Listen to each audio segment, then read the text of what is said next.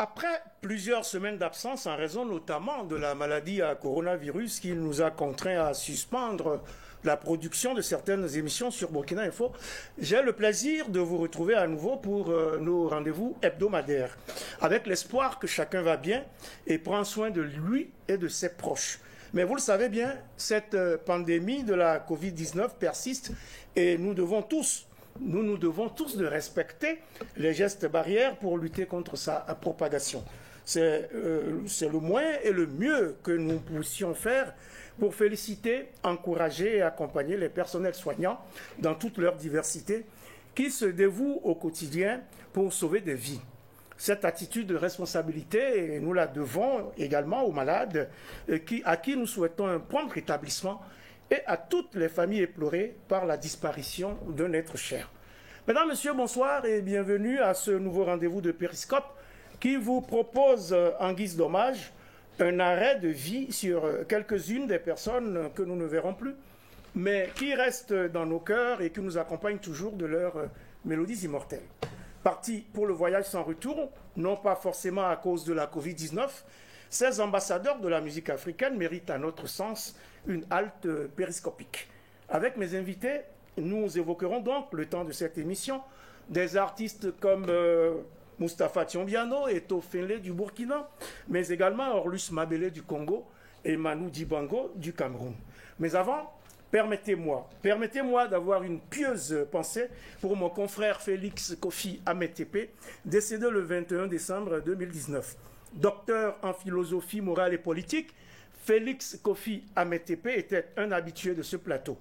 Je lui dédie cette émission, Burkina Info ne l'oublie pas, cette émission qui l'a nourri et qui l'a enrichi de ses pertinentes contributions. Un numéro de Périscope tout en hommage aujourd'hui donc, et qui reçoit pour vous deux doyens de la musique burkinabé. Abdoulaye Cissé, bonsoir. Bonsoir. Comment l'homme à la guitare qui a chanté les vautours vit-il cette crise sanitaire mondiale de la Covid-19 ? Comme tout le monde, et particulièrement nous l'avons vécu, disons qu'on est en train de sortir le nez un peu dans l'air et puis on sort du bout du tunnel. Sinon, on l'a vraiment vécu dans notre chair parce que, oui. Parce que le secteur culturel était durement frappé. Oui, pas sur le plan physique, je ne l'ai pas senti physiquement. Mais moralement, j'ai été vraiment éprouvé parce que, d'abord, c'est quelque chose auquel on ne s'attendait pas, ça a été franchement inattendu. Et en plus, au plan social, sur le plan professionnel, par exemple, là, nous avons senti passer le coup, parce que ça fait au moins 3 mois que nous, les artistes musiciens, on s'est retrouvés au chômage. Et plus durement encore que d'autres personnes du domaine culturel. Nous, les artistes qui évoluons dans le domaine du live, qui tous les week-ends, toutes les semaines, on se produit devant des gens et on vit de ça, disons qu'on était au chômage. Au chômage, les regroupements étant interdits. Alors, oui, c'était sérieux. 50 ans de vie musicale depuis 2018 et toujours bon pied, bon oeil, Abdoulaye Cissé. En 2 mots, quelle est aujourd'hui votre actualité musicale ? Mon actualité musicale, en dehors du fait qu'on a toujours, un artiste, on a toujours des projets, en dehors des projets que nous avons par rapport à mes tournées.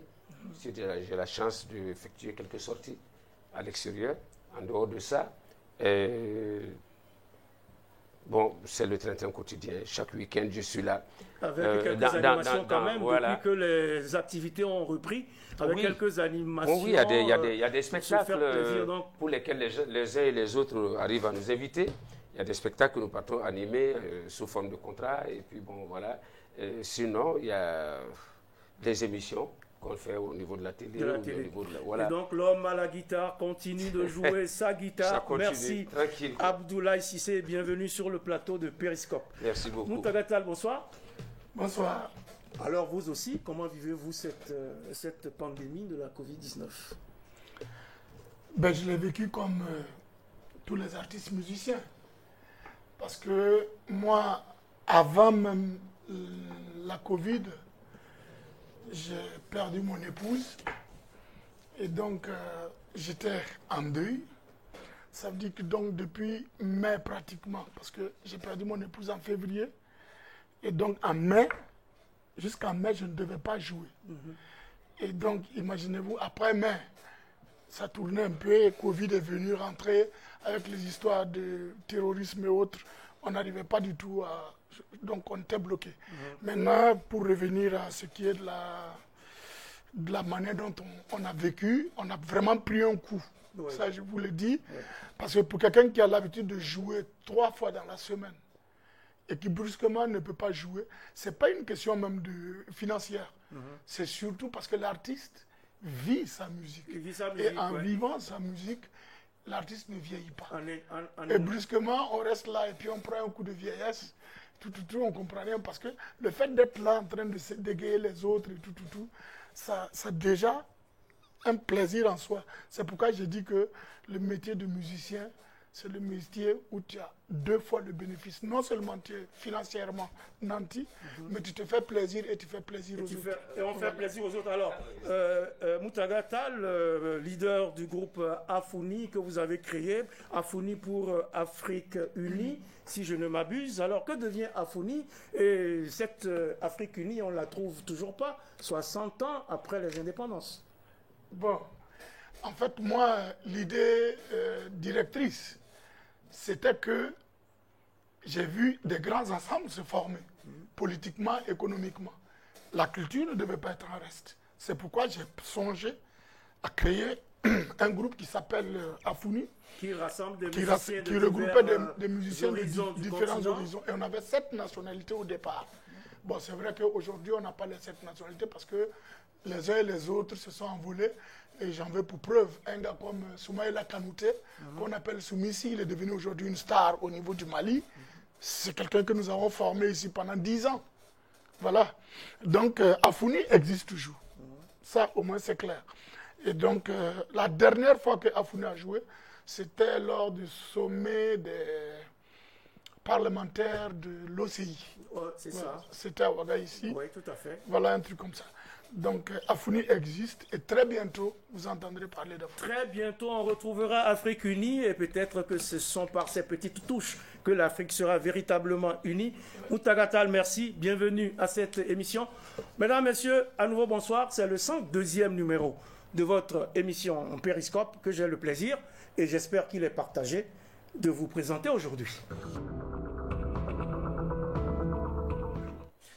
Ce qui donne un sens à la vie, a dit Antoine de Saint-Exupéry, donne aussi un sens à la mort.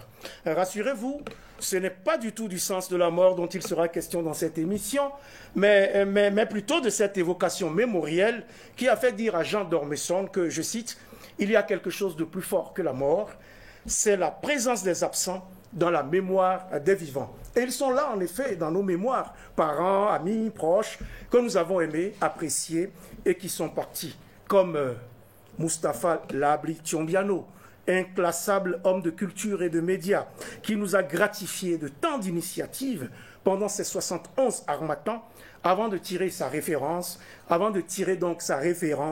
le 6 avril dernier, des suites d'une courte maladie. Avant d'en parler avec mes 2 invités, je vous propose cet instant, un témoignage à chaud, réalisé au lendemain de son décès par Samba Kassile Traoré, de la rédaction de Burkina Info.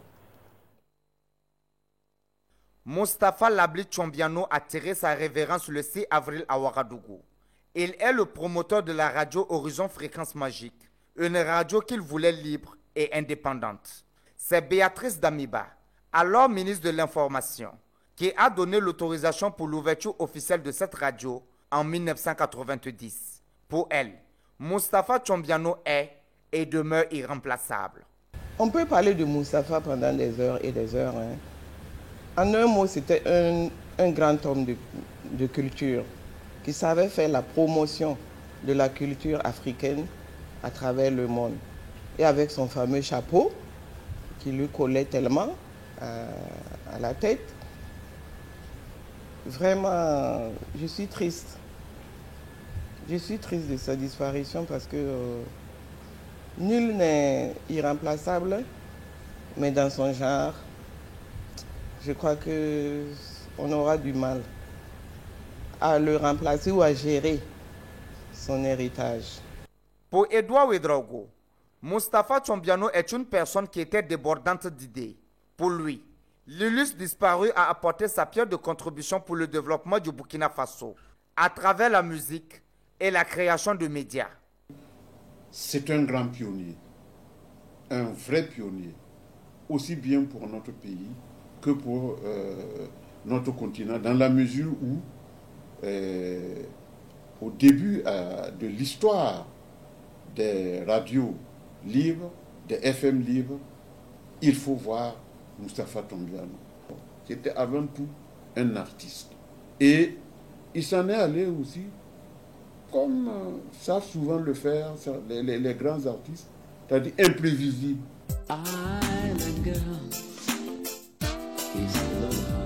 L'une des passions de Mustapha Chombiano était la musique. Et Jean Tapsoba est un ancien compagnon de l'illustre disparu. Ils ont chanté ensemble dans l'orchestre d'Inaro, un groupe qui a fait danser l'Afrique dans les années 1966. Et ils ont voulu faire un coup d'État pour libérer Moussa Mego. Ils se sont fait attraper, enfermer. Mais moi, je ne me suis pas fait attraper parce que moi, j'étais pas dedans. Et quand il est sorti, il dit on va faire un nouvel orchestre là fort. Il est parti ramener Jimmy Hyacinthe et la Venance. Et on a fait les Ginaou. Donc, Mustapha, Jimmy Hyacinthe, la Venance et moi-même, Jean Bouzous. On a monté les Ginaou. Voilà. Et c'est un type créateur, c'est un type qui a des idées formidables. Et depuis, on était restés ensemble. Pour ces différentes personnes, un artiste ne meurt jamais. Et Mustapha Chombiano vivra à jamais dans le cœur des Burkinabés par sa musique, sa radio et sa télévision. Il s'appelait donc Mustapha Chombiano, mais tout le monde l'appelait le Labli national. Un homme multicasquette, jamais à court d'initiative, qui nous a fait danser, rire, réfléchir et distraire de mille et une façons. J'ai deux doyens de la musique burkinabé sur le plateau, Abdoulaye Cissé, que retenez-vous de cet homme, Mustapha Chombiano, artiste, homme de médias, homme de culture.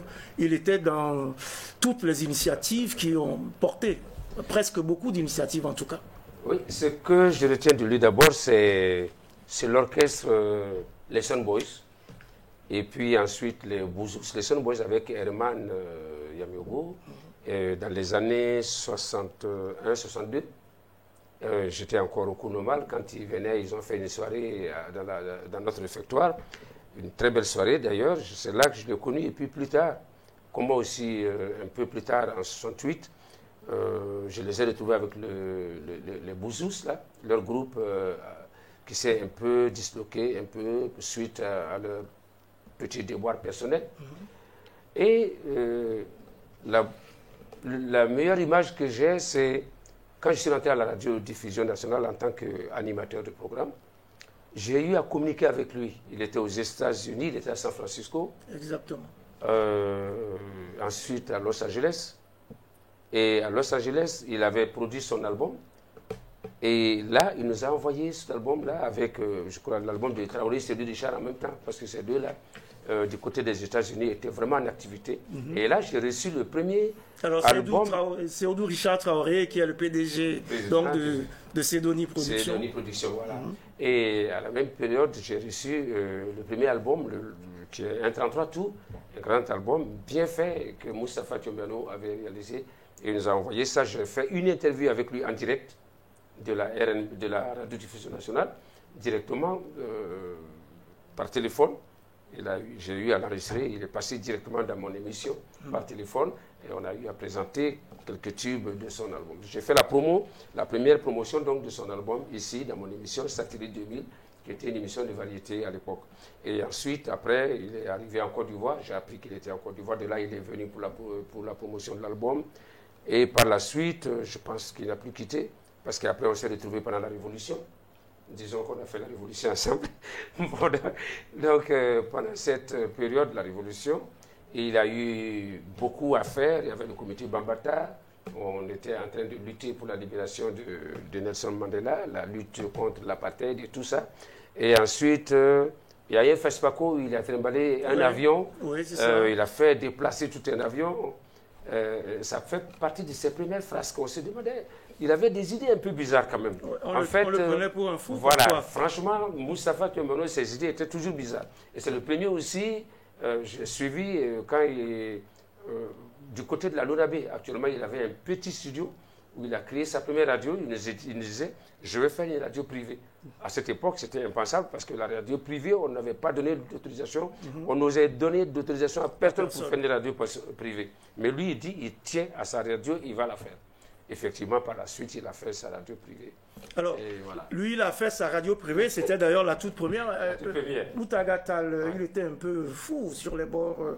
Mustapha Tiombiano, en tout cas, on le prenait pour quelqu'un qui n'avait pas toute sa tête, et pourtant, plusieurs de ses idées ont prospéré. Ça, c'est sûr. Et moi, je vais ajouter à tout ce que le Coros ici a dit. Mustapha a créé la première rue marchande. Et dans le temps, ça quittait l'hôtel Indépendance et venait sur les Champs-Élysées, l'avenue de l'Indépendance comme on dit aujourd'hui. Sinon avant on disait les Champs-Élysées. Et on descendait jusqu'au rond-point des Nations Unies. Vous voyez? Et on continuait, vous voyez à la station Total à votre droite, il y a un 6 mètres qui rentre. Et à l'époque, il y avait l'Harmattan, une boîte de nuit sur la droite. On va directement sur le rond-point de la femme et de l'enfant. Et c'est là où il a encerclé pour faire le Wassa Club. C'est ça. Et le Wassa Club, en fait, l'idée au départ, c'était que tous ceux qui faisaient la rue marchande pouvaient se retrouver après avec le cinéaste, c'était quoi, discuter autour d'un verre. C'est ça. Et après le FESPACO, on déguerpissait parce que dans la législation, les ronds-points, les monuments ne doivent pas être cachés. Ça doit être vu. Visible. Et bizarrement, c'est resté là depuis Wassa Club, c'est devenu Zaka. Et Zaka, il y a une dame qui s'appelait Sylvana, une Suissesse, qui a pris le coin.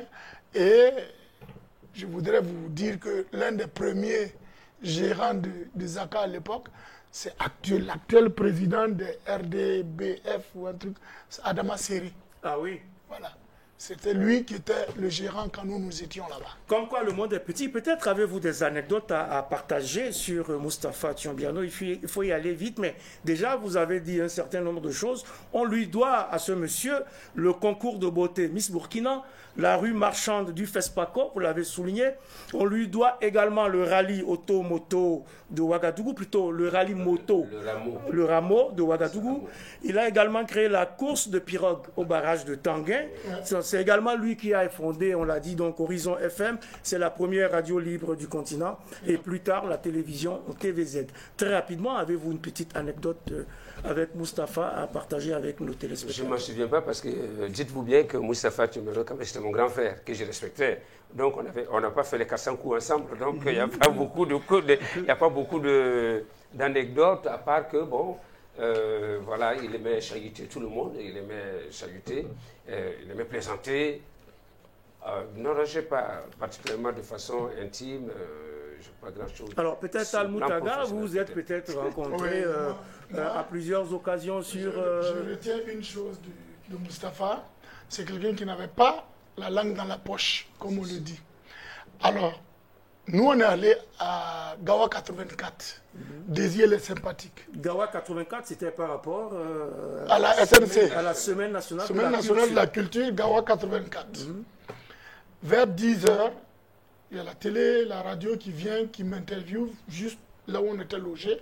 Ils me disent, mais attends, et si par hasard, on disait que vous n'étiez pas primé et que c'est l'orchestre de Gawa ou de Bamfora qui prenait. J'ai dit, mais attends, si vous avez les résultats, dites-nous que vous avez les résultats. C'est ça. Et je trouve que l'après-midi, on vient nous dire que c'est le Karou Star de Bamfora qui est premier et que Daisy est deuxième. Cela vous a surpris?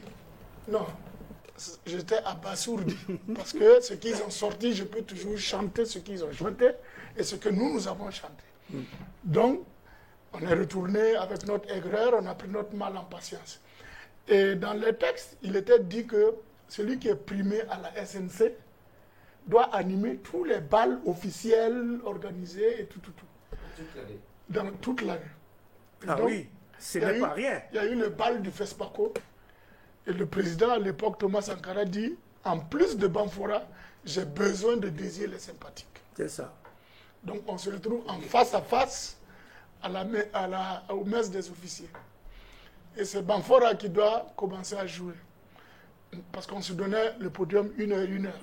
Banfora a commencé, le Karoustar à jouer. Après, ils sont descendus, nous, on est montés jouer. Quand ils voulaient monter, Mustapha est sorti. Il dit, vous savez, ici, ce n'est pas la SNC. Laissez-nous, nous, on a envie de danser. Ce que ces gars-là sont en train de faire, ce n'est pas de la musique, c'est de la cacophonie. Voilà un peu quelque chose que je retiens de l'homme qui n'a jamais caché ce qu'il ressentait. Et effectivement, nous, on a senti qu'on a été brimés à Gawa 84, mais qu'est-ce que tu veux?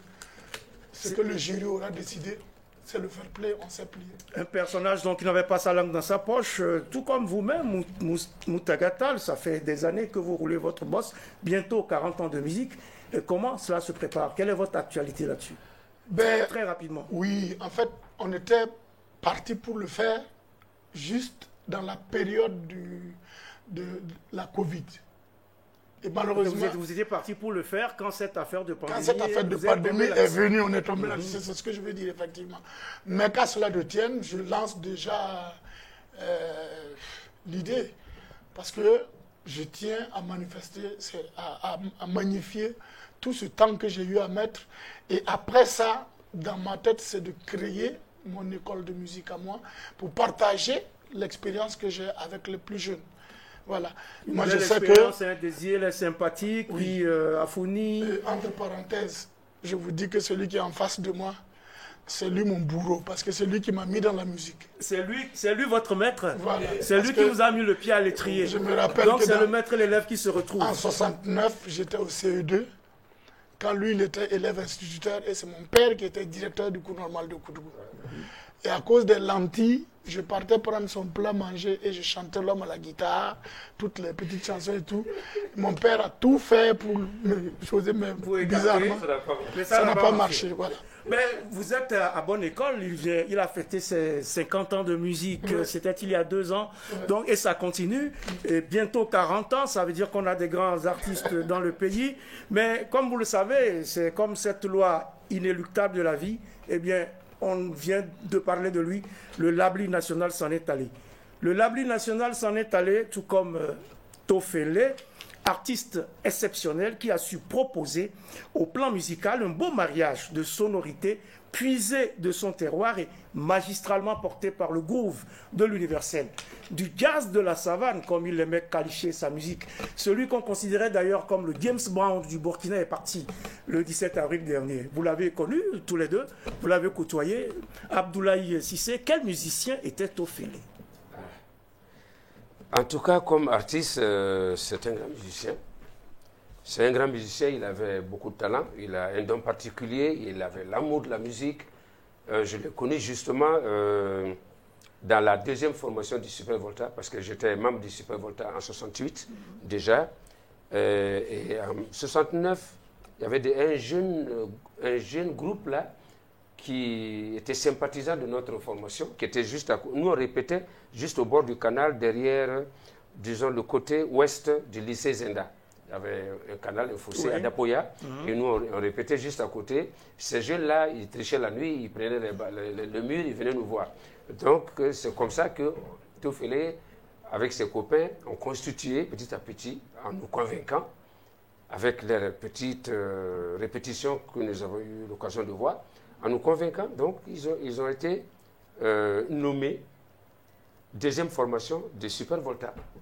Et Tofele à la tête. C'était un orchestre à l'époque, on appelait ça des groupes yéyé. Pourquoi yéyé? Parce que, bon, c'était la mode de l'époque. Yéyé, c'était par rapport à la mode yéyé, la mode Johnny, rock et tout. Mais lui, par contre, lui, il était beaucoup, comment on appelle ça, pop musique. Il était R&B. C'était Otis Redding. Oui, voilà, Otis Redding. Le blues, le rhythm blues, il y avait Percy Sledge. Il a même dit qu'il n'a jamais été aussi malheureux que le jour où Otis Redding est décédé. Il a même fait une chanson qu'il a appelée Father Otis. C'est sa première composition d'ailleurs, en fait. Oui, bon, donc c'est pour dire qu'il était excellent et a imité par exemple James Brown, quelqu'un qui était presque inimitable, James Brown, mais Tofele l'imitait à merveille. il avait l'allure, il avait, comment on appelle, le look afro, avec les pantalons et tout. Soit dit en passant, nos pantalons de l'époque étaient cousus par notre ami Bamogo Jean-Claude, qui le regrettait, Diman, qui était notre tailleur attitré, qui faisait de la création pour nous habiller à la mode de l'époque, bien sûr. Et Tofele, vraiment, il était un garçon impétueux, un garçon exubérant. Il était vraiment sur la scène. Il n'avait pas beaucoup de chansons dans le groupe. Parce que les chansons yéyé à l'époque n'étaient pas... ça ne couvrait pas toute la soirée. C'était juste pour ceux qui aimaient le rock, pour ceux qui aimaient le jerk, ceux qui aimaient je sais pas moi, la pop musique. C'est ça. Donc, mais chaque groupe se devait d'avoir son chanteur yéyé. Si tu n'avais pas un chanteur yéyé, tu n'es pas à la page. Et ce chanteur yéyé, il prend toute la vedette. À l'époque, oui, moi j'étais déjà une des vedettes phares du groupe. Mais lui, quand il est arrivé, on a commencé à devenir nombreux. C'est ça. 2. Et puis ensuite, Bamogo Jean-Claude est venu, on était 3. Donc ça faisait vraiment une équipe pas possible, quoi, au niveau du Super Bota. Et Tofele avait sa particularité. Et puis par la suite, voilà, il est allé à l'aventure. On sait qu'il a fait ce que, malheureusement pour lui, quand on a commencé à faire les albums au Burkina, parce que moi, mon premier album a été fait en 74, 74, 75, 76 et tout ça. Mais lui, quand il a eu l'occasion de faire son album, il a fait son Fader Otis, c'est un 45 tours. Et j'ai constaté que tout au long de sa carrière, il n'a pas eu à faire des albums en solo. En solo, assez tôt. Il a eu des interventions, mais des interventions très marquées dans les groupes, dans les formations qu'il a eu à traverser. Avec le Super Bota Stéphane Veretis, avec le groupe Yelbouna, qui est parti en Italie, que j'ai eu d'ailleurs l'occasion de faire la promotion de leur album Yelbouna, quand ils sont venus avec Razo, Loiseau, quand ils sont venus de l'Italie. Il a fait 2 titres là-bas. Mekel, là. Et puis il a fait Eden. Voilà. Garden of Eden. Voilà. Garden of Eden, ça c'est avec le CVD. J'en venais. Mais il a repris ça. Il a repris ça avec au grand piano. Avec le CVD. Au style. Ok, donc tu vois, c'est des titres. C'est des titres phares qu'il a fait, mais il ne sera pas constitué pour lui un album de 8, 10 titres, des trucs comme ça. Il est intervenu, par exemple, dans notre projet Burkina Compile avec le regretté Nick Dombi. C'est ça. Voilà. Et quand il a, là-bas aussi, il a donné son Burkinbi, là. Burkindi qu'on chante, qu'il chante, qui a eu beaucoup de succès. Et puis, voilà, c'est des titres comme ça qu'il a eu à crier. Donc des titres quand même formidables qui ont marqué, mais malheureusement... sa discographie personnelle n'est pas... Bon, ça ne vaut pas 10 chansons en fait. Ouais. Mais pourtant c'est un musicien formidable. Mais c'est un musicien qui a marqué de telle sorte que quand sur le plan musical, au Burkina, si on compte l'originalité de son parcours, vraiment, c'est quelqu'un qui a marqué. Il a marqué beaucoup, et les jeunes d'ailleurs, beaucoup de jeunes s'identifient à lui. Et quand bien même, ce serait l'époque passée, tout récemment, avant sa mort, il était avec nous. Nous, on a essayé de l'amener dans le groupe du Moon, où je chante quelques week-ends, les week-ends.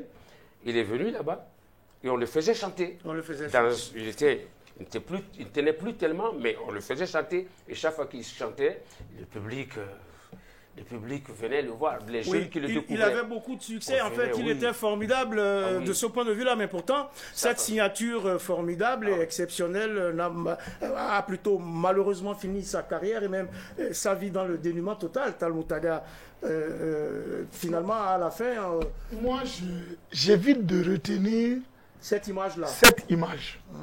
L'image que moi je retiens, c'est des images fortes. Je vous dirais par exemple que la chanson Burkinbi, ça c'est quelque chose qui a été créé en soutien à la révolution. C'est pas une chanson. À la révolution de Thomas Sankara. Oui. Pourquoi? Parce que dès le 4 août, quand Thomas Sankara a pris le pouvoir, Tofele a imaginé un concert de soutien à la Révolution. Et le 5 août à 16h, on a joué à la place de la Nation.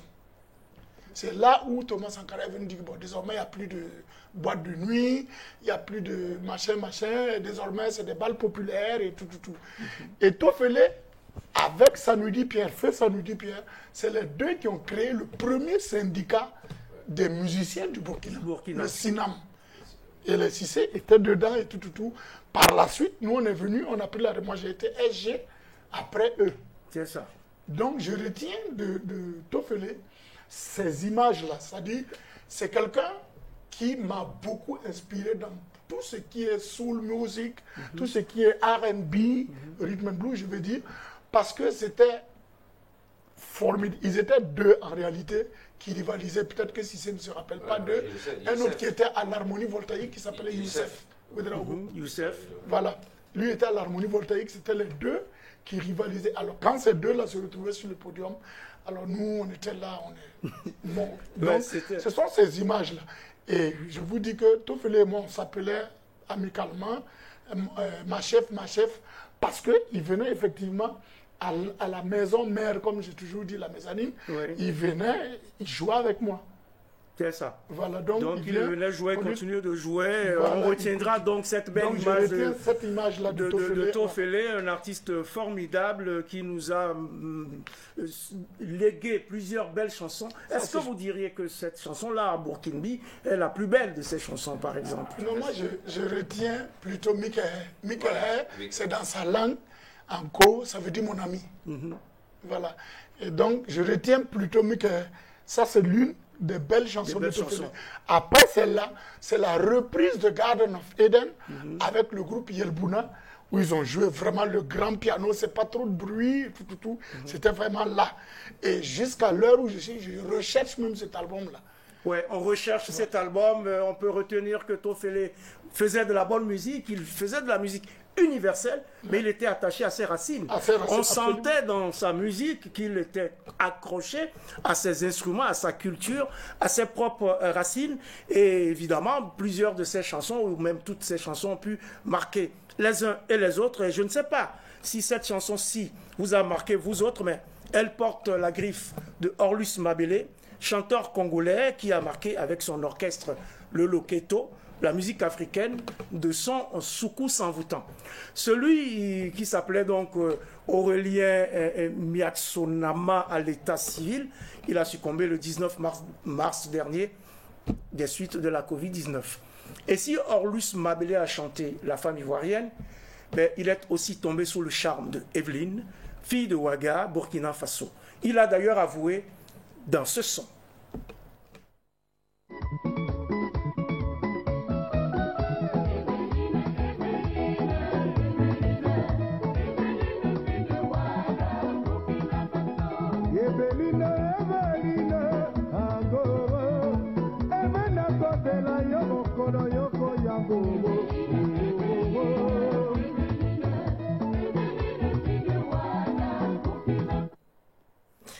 Evelyne, fille de Burkina Faso, cette chanson vous parle-t-elle, Abdoulaye Cissé? Que pouvez-vous nous dire sur Orlus Mabele?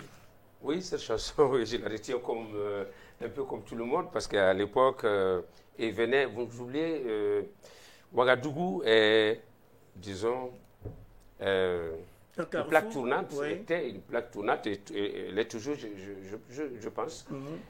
Surtout au temps de la Révolution a permis à tous les grands artistes de ce monde-là de venir. Et chaque artiste se faisait un point d'honneur à venir à Ouaga, surtout lors des manifestations des fêtes de la Révolution, le 4 août. Donc c'est comme ça que tous les artistes congolais, jamaïcains, antillais, du monde entier. Vous avez dit jamaïcain comme Jimmy Cliff. Hein? Voilà, donc Jimmy Cliff, oui, il est venu. Bon, pour ne pas les citer, quoi, parce que vraiment ils sont très nombreux. Mais déjà, pour Orlus Mabele, je sais qu'il a fait beaucoup de clips. Chaque fois qu'il venait ici, il y avait une émission télévisée qui s'appelait, qui était dirigée par, qui était produite par notre regretté Yaya Popsi. Oui, Yaya Popsi, Diallo, tout à fait. ça s'appelait encore C'est cette devenu émission? Cadence, sinon au départ c'était... C'était Cadence et puis Non, après, non, non, c'est Galaxy. C'est Galaxy, ensuite c'est devenu Cadence. Cadence. L'émission Voilà. Galaxy, L'émission Galaxy. créée par Yaya Popsi Voilà. Diallo, Qui paix a à son révélé- âme. Voilà, qui a révélé tout.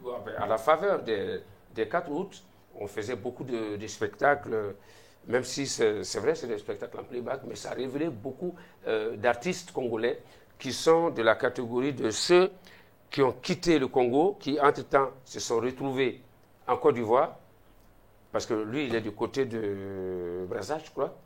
Et donc, avec les évadés de Ponton Label, comme Ouais, on dit, les c'est ça. Tico Avec Chikaya, Tico Chikaya. et les Gigi Mandjikou, tous les transfuges, parce que la musique congolaise, entre-temps, tous les grands artistes congolais ont déferlé sur la Côte d'Ivoire. C'est ça. Et de la Côte d'Ivoire, il fallait venir ici, Ici à Ouaga. se faire connaître avant de, comment on appelle, officialiser sa carrière en Afrique de l'Ouest.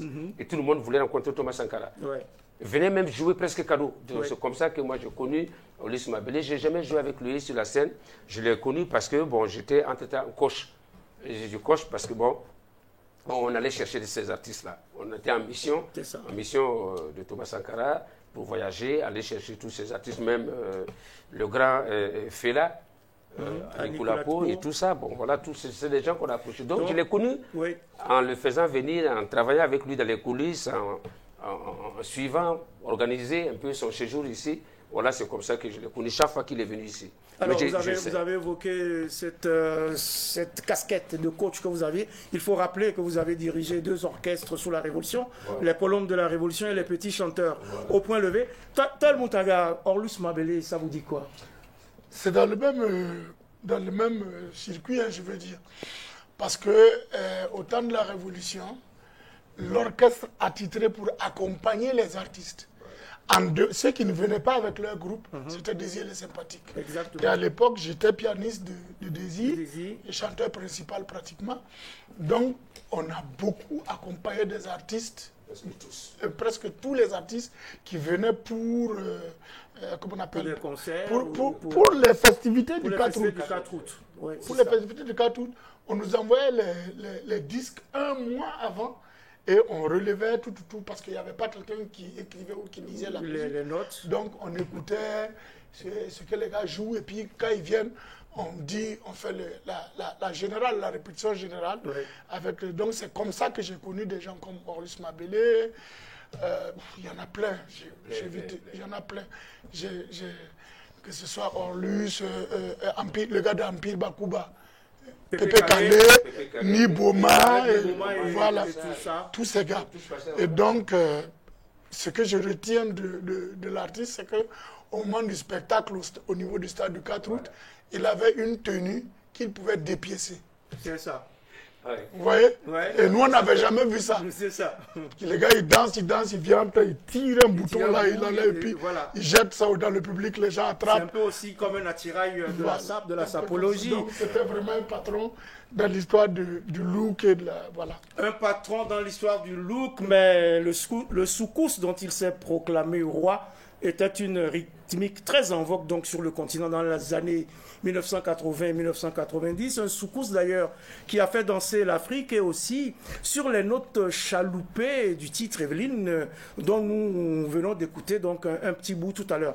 Mouniratou Semporé de la rédaction de Burkina Info a rencontré cette fille de Ouaga qui a fait vibrer le cœur de Orlus Mabélé au point de lui inspirer cette chanson. Evelyne Lompo a accepté de nous accorder un tout petit témoignage ému suite à la disparition de cet ami qui n'est plus. J'ai appris le décès de Orlus via le net. Je ne le savais pas malade et hospitalisé du Covid. C'est qu'après sa mort, j'ai été contactée par une maman qui est infirmière en France, officiant dans un hôpital. Elle m'a appelée pour me dire qu'Aurélien, elle a eu à s'occuper d'Aurélien Miatsonama, de son vrai nom, pendant qu'il était à l'hôpital. Voilà. Et elle m'a expliqué un peu comment ça s'est passé. C'était dans le dénuement total. J'ai connu Orlus Mablé il y a environ un peu plus de 30 ans. Hein? Un peu plus de 30 ans. J'étais présentatrice à la télévision nationale du Burkina. Voilà. Il est venu en concert. C'est quelqu'un de très rigolo, de sympathique, qui aime faire le pitre. Et puis, voilà, on a sympathisé. Et puis, voilà. Aurélien, c'était quelqu'un de très pieux. C'est paradoxal parce que, comme c'était musicien, quelqu'un du monde et tout, mais ce monsieur était quelqu'un de très pieux. Avant de monter sur scène, il prie avec son groupe et tout. En tout cas, la spiritualité faisait partie de sa vie. Mais on perd un grand homme. On perd quelqu'un qui a fait danser toute l'Afrique et le monde. Et ce, durant à peu près un peu plus de 30 ans, avec son orchestre Loketo. Voilà, il a fait des émules qui sont toujours là et qui font leur part également. Il est parti aujourd'hui, mais en tout cas, il a fait sa part.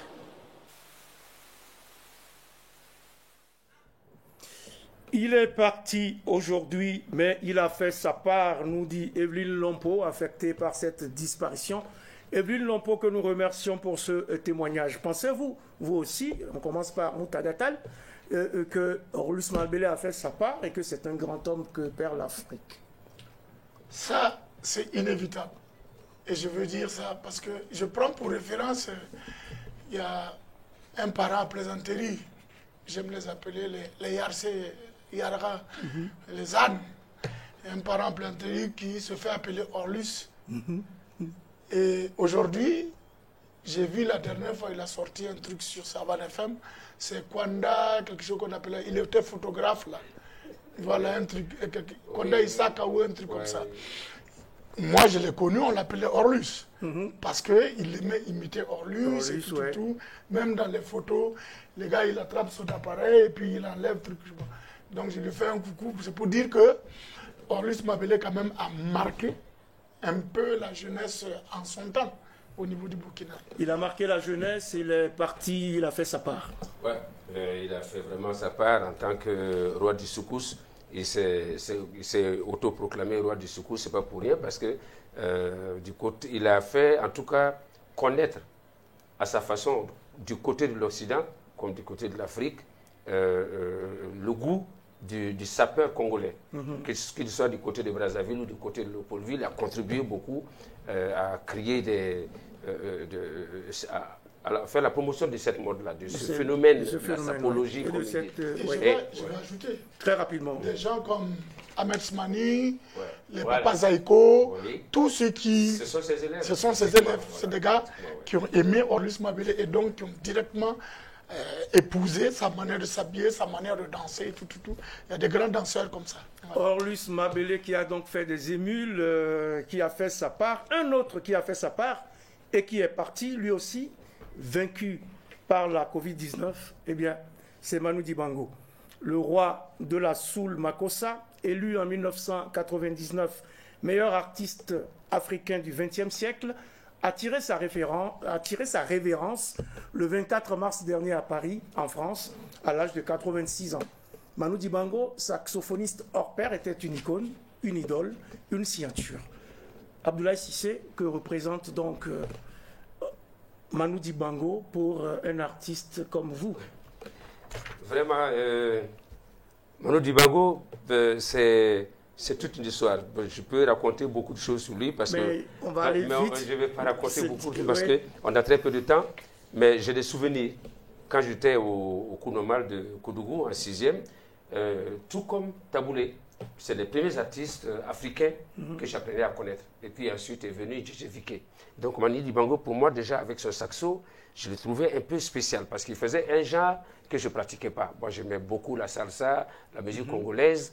et la musique mandingue, mais lui, il faisait une musique que je trouvais un peu curieuse. Par la suite, lorsque j'évoluais, j'ai vu que c'était un grand professionnel et surtout que c'est quelqu'un qui s'est installé du côté de la France et qui, il paraît qu'il est un très grand musicien, adoré par le monde entier. Oui. Et là, j'ai eu l'honneur, vraiment, je passe tous les autres, parce qu'il est venu à Ouaga, ici, on a eu à faire des séminaires ensemble au CCF, disons à l'Institut français, on a eu à faire des ateliers de travail ensemble, mais surtout, il y a 6 ans, effectivement, le jour de ses 80 ans à Paris, je l'ai vu. J'étais parti avec mon album que j'ai fait en 2013, qui a été mixé à Paris, pour faire la promotion sur Africa, la radio Africa numéro 1, qui lui, il était grand animateur. Je suis parti dans les locaux d'Africa à Paris pour la promotion de cet album. Et là, quand on a fini, il nous a dit, mais j'aimerais bien se fêter avec vous si j'avais du champagne. Aujourd'hui, je fête mes 80 ans. Je dis, quoi? C'était le jour de ses 80 ans. Oui. Et Ahmed nous a fait, mon fils Ahmed, il nous a fait des photos. Et curieusement, chaque fois que je regarde cette photo, je dis, tu vois, Ahmed, 80 ans, on était côte à côte, on était presque tous, moi, je n'avais déjà plus de cheveux, mais lui encore.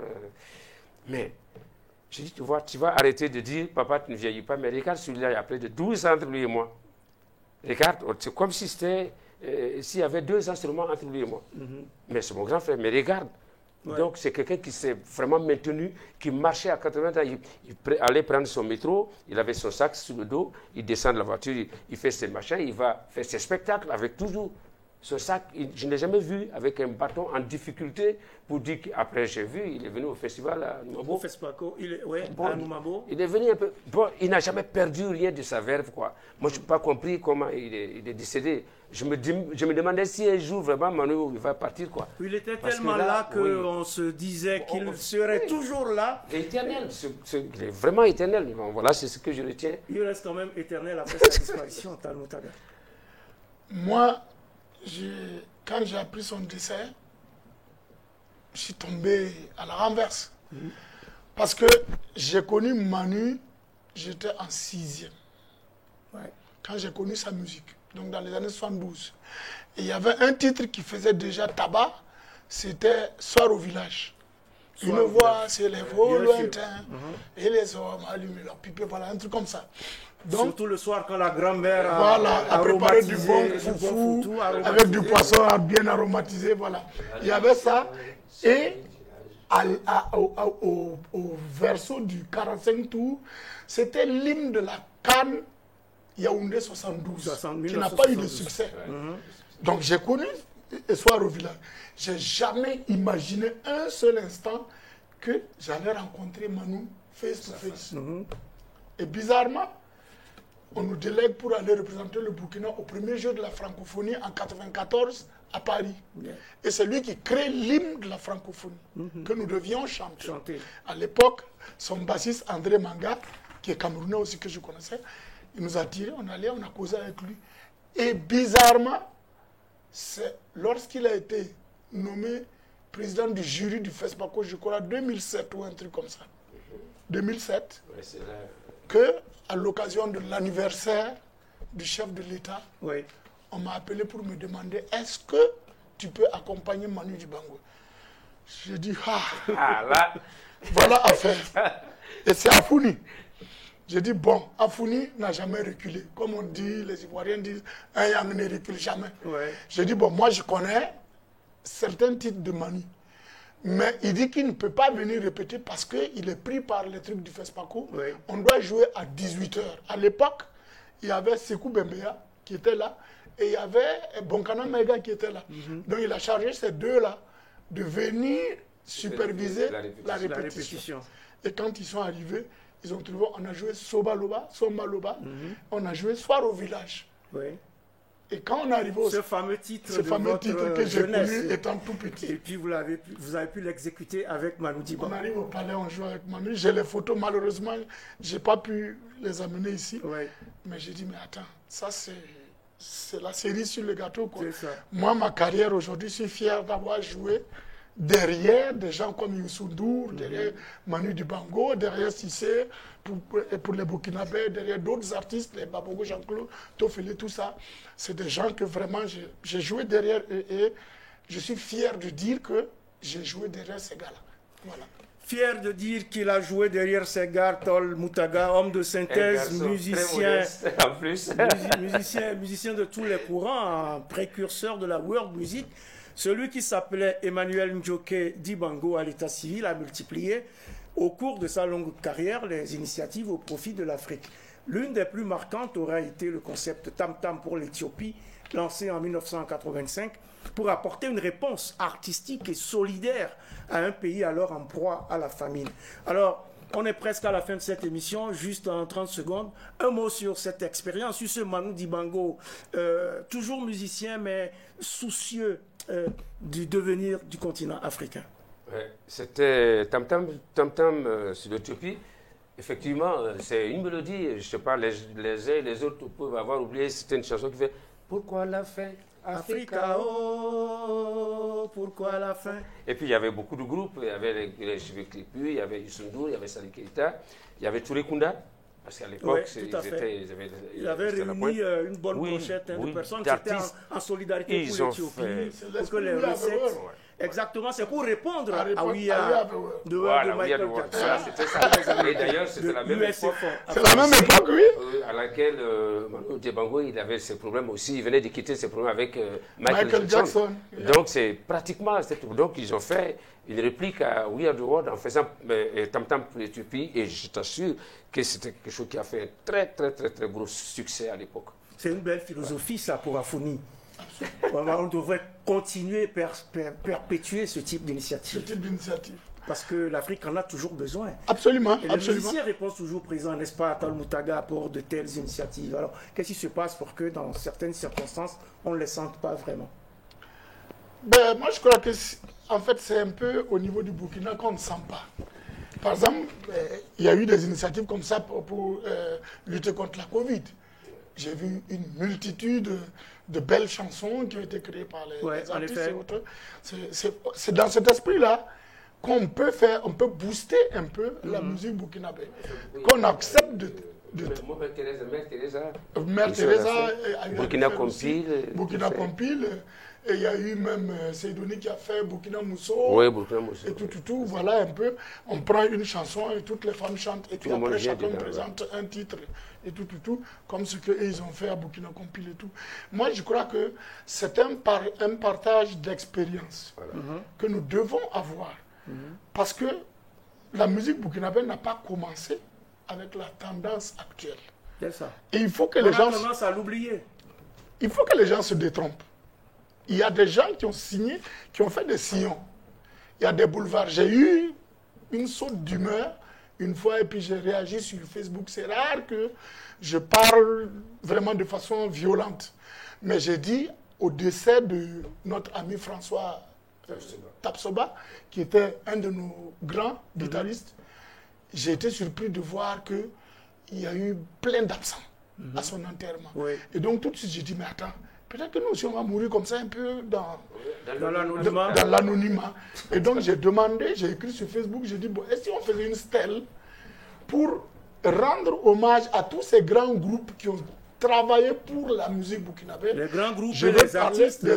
Voilà, moi j'ai parlé des grands groupes et des artistes. J'ai cité des groupes comme les Guinarou, les Jeans de Saint-Camille.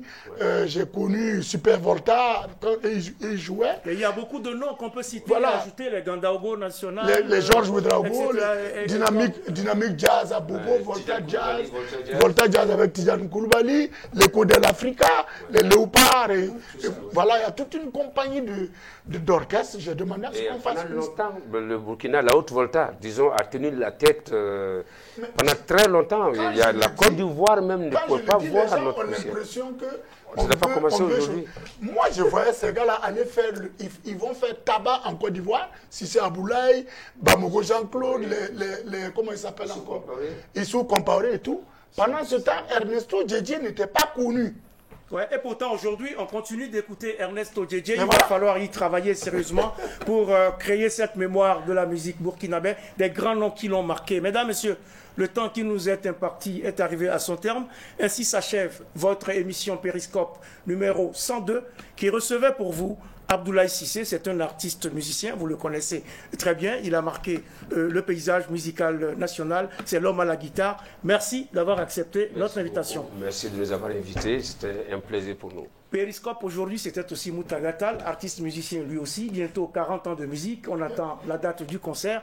Merci de nous avoir rendu visite. Tout le plaisir fut pour moi, sauf que c'était bref. Ça, on le remettra, Inch'Allah, comme on dit. Alors, forte pensée pour tous ceux qui nous ont quittés, ces grands absents qui restent fortement présents dans nos mémoires. Puissent-ils reposer en paix. Courage à tous les malades, quels qu'ils soient et quelles que soient les affections qui les perturbent en ce moment. Puissent-ils recouvrer rapidement la santé. Et n'oublions pas de respecter les gestes barrières dans le cadre de la lutte contre la propagation de la Covid-19. C'est Clarisse Benao, que je remercie, qui a signé la réalisation de ce numéro avec l'assistance de Ismaël Amadou à la caméra, Aïda Sankara était au son, Mathias Kambou à la diffusion. Mes invités et moi avons été maquillés par Samiratou et Draougou. Merci à Jean Fofana, maître d'œuvre de la technique, à Valérie Zongo, responsable de la production, et à Théophane Ouidraogo, responsable de la programmation, pour leur accompagnement permanent dans la gestion de cette émission. Merci à toute l'équipe de la rédaction pour son gros travail de facilitation et de recherche. Merci également à vous tous et à vous toutes pour votre fidélité à Périscope. Merci et prenons toujours soin les uns des autres, surtout en ces temps troublés, où chaque matin que l'on découvre est une grâce infinie et chaque manifestation de solidarité, une victoire. Prenons également date pour le prochain numéro de Périscope, même jour, même heure, sur la chaîne qui vous donne les clés du monde.